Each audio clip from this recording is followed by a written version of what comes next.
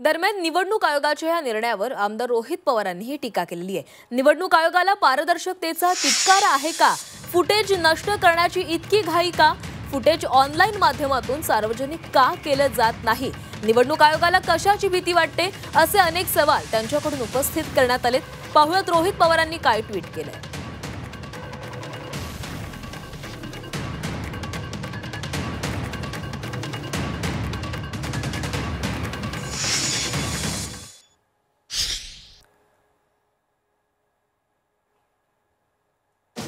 निवडणूक आयोगाला पारदर्शकतेचा तिटकारा आहे का असं वाटतंय। निवडणुकीशी संबंधित सीसीटीव्ही फुटेजसह विविध रेकॉर्डिंग 45 दिवसांमध्ये नष्ट करण्याचा नियम करून निवडणूक आयोगानं या पारदर्शकतेलाच चिखल फासलेला आहे।